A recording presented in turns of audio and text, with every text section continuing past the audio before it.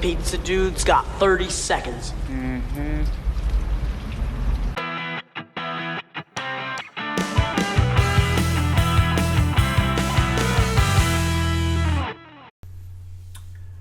What's up, guys? This is Steve-O, host of Late Pizza, the pop culture podcast.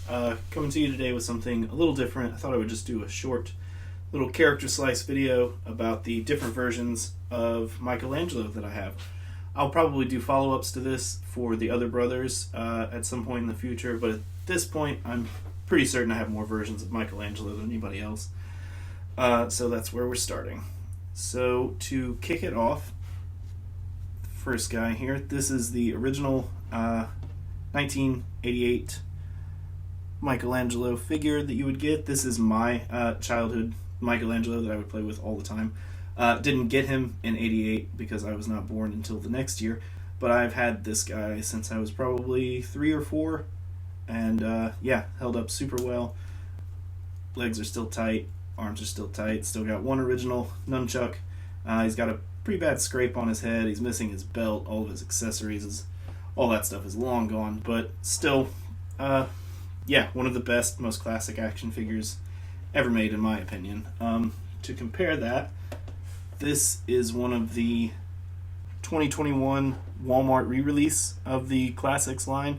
You can see shade of green is a little paler. My original, I don't have a soft head. This is a hard head.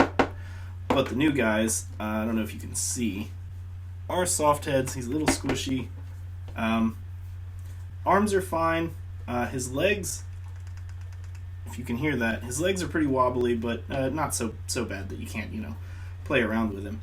My big point of contention about these figures, the plastic that they use for Michelangelo's weapons, he's the only one I have out of the box right now, so he's the only one I can judge, are just very brittle. This is basically just dry spaghetti right here. It snapped. I put the chucks in his belt holster, sat him in the party wagon, and it snapped with him just sitting there. So no rough use or anything like that. This one seems a little better. It's loosened up some.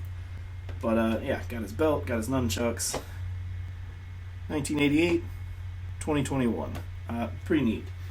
Moving on from there, something a little different. This is also Playmates. This is their comic accurate Mirage style turtles that they released. I do see a lot of people aren't super wild about these.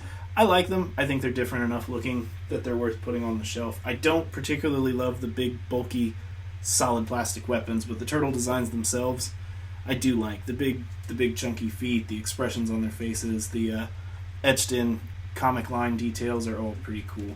He was part of a box set that came out either this year or the year previous. Came with the four brothers, Shredder and Splinter. Moving from him, the actual Mirage design. This is not official NECA. This is one of the knockoffs you can find on eBay. I like to call them nearly NECA because they are just very close. The paint design is super nice. All of the details, the articulation is there. I love the coloring on the shell. This was, I ordered a 4-pack, came straight from China. Took about 2 weeks to get here. It was around $60 plus shipping for all four brothers. And even with them being, knockoff, quote-unquote bootleg figures, they're some of my favorite versions of the brothers that I have sitting up on my shelf. Jumping from him, we've got the 1987 cartoon design from NECA Toys. This is a Michelangelo from the Turtle in Disguise 4-pack. I don't have the turtles individually, but I pre-ordered the 4-pack from NECA store, and then was lucky enough to find one on the shelves.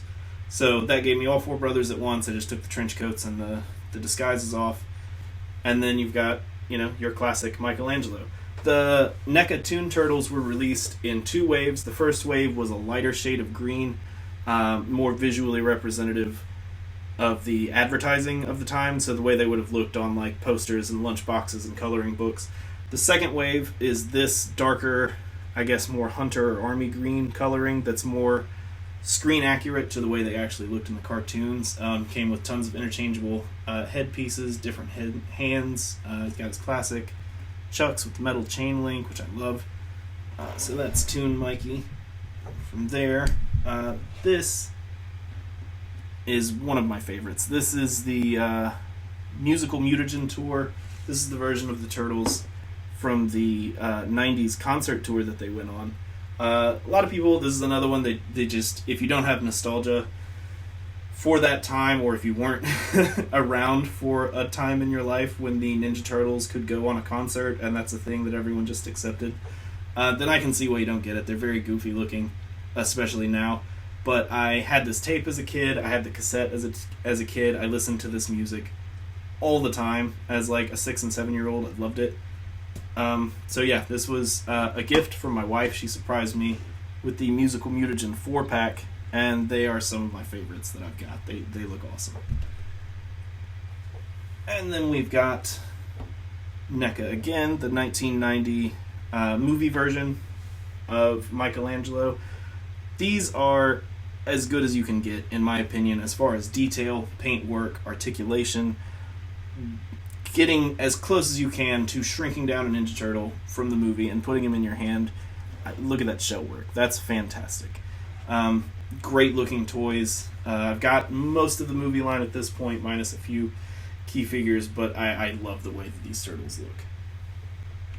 And then last but not least, just for fun, this is 2002 Mini Michelangelo.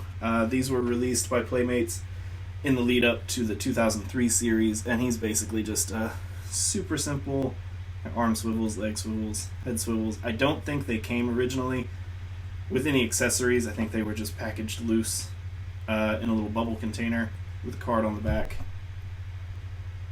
And there you have it. That's all the different Michelangelos. Like I said, this is just a quick little video I thought it'd be fun to throw together, look at them all side by side, the differences, the similarities, how they've changed over time, and the things that are just consistent and always there.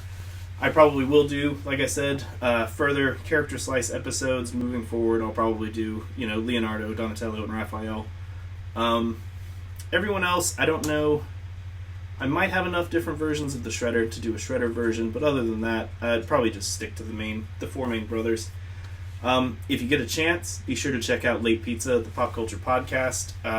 It is available on Spotify, Google, Anchor, Apple, anywhere you podcast, you can find the show. Be sure you like, subscribe. If you listen, you like what you like.